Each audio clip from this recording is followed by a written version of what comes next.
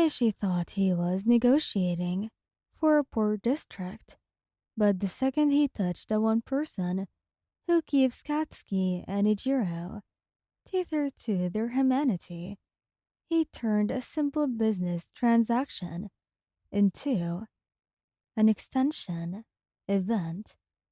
The blindfold comes off in a single rough motion, fabric scraping across your cheekbone.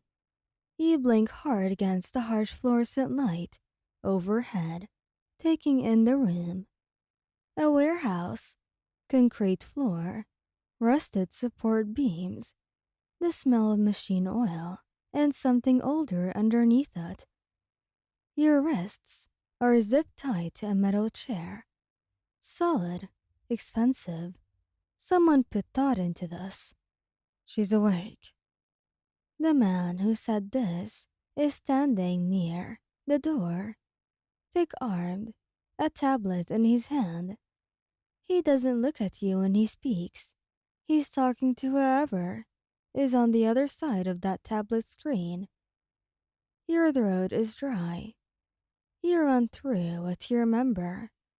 Leaving the restaurant, the black car that pulled up too fast, a hand over your mouth. You'd fought, and you'd lost. And now you're here, in a room that smells like rust and consequence. You know exactly whose girlfriend you are. That's why you're in this chair. The man with the tablet tilts it forward so that you can see the screen. A man in an expensive suit, dark hair slicked back, a heavy gold watch. He looks at you the way people look at assets they're calculating. Good evening, he says pleasantly. My name is Hayashi. You're being held as collateral to ensure the cooperation of Bakugou Katsuki and Ijiro Kirishima. Once they agree to cede the poor district contracts, you'll be returned unharmed. Simple, yes? He stared at the screen for a long time. They're going to kill you, you say. Your voice comes out steadier than you feel. Hayashi smiles. I think not. They're businessmen. You think you know them, and you really don't. You say quietly. The call comes through at 11:47 p.m. Bakugou's in the middle of a meeting. 12 men, a long table, contracts spread like playing cards. When his phone lights up with a number he doesn't recognize, he would normally ignore it, but something makes him pick it up. The voice on the other end was calm, professional. Port District, Kirishima Bakugou Territory. The girl. You have 72 hours. The room goes very quiet because everyone at that table can read Bakugou's face like a weather report. And what his face is saying right now is evacuation warning. Get out, he says softly. Nobody argues. He's already dialing Kirishima by the time the last man closes the door behind him. Kirishima picks up on the first ring. I got the same call. Where are you? In the car. Already moving. A pause and then lower. Katsuki. I know. I know what you're going to say. Bakugou's jaw is tight. She's okay. She has to be. It doesn't sound like Kirishima is saying it for Bakugou's benefit. It sounds like he's saying it for himself. She is okay, because I'm going to walk into whatever shithole they're keeping her in and burn it down around their ears, Bakugou says, and his voice has gone very flat. That's worse than yelling. Everyone who works for him knows that. The flat voice is what comes before things stop existing. Get Tetsu. Get the cars. Don't bring anyone we can't trust with our lives. Already on it. A breath. Katsuki, we need to be very smart about this. I am being smart. I'm being very smart. I am being the smartest I've ever been. A pause. I'm also going to find whoever ordered this and make them regret every decision they've made since birth. But I'm doing that smartly. Yeah, okay. Meet me at the warehouse on 5th. They find the warehouse at 3 a.m. Kirishima goes in through the east access point with 4 men, quiet as something large and patient, and very, very dangerous. Bakugou takes the south entrance. They've done this before, moved through spaces together, like two halves of the same decision. Kirishima, the immovable object, and Bakugo, the unstoppable force.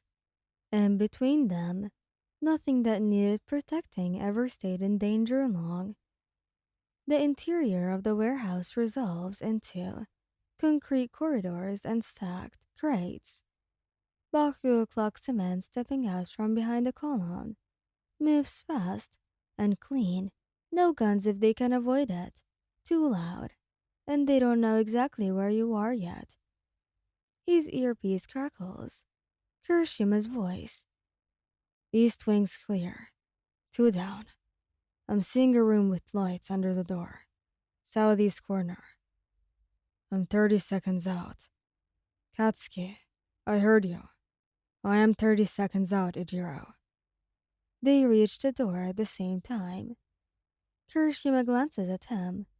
His red hair is disheveled, his shirt collar open, and there's something in his eyes that Bakugo recognizes because he feels it too. That terror that lives behind composure. Bakugo kicks the door open. You look up from the chair, and your eyes find them immediately. Hi, you say. Kirishima crosses the room in 4 strides and drops to his knees in front of you. His hands go to your face first, and then your wrists.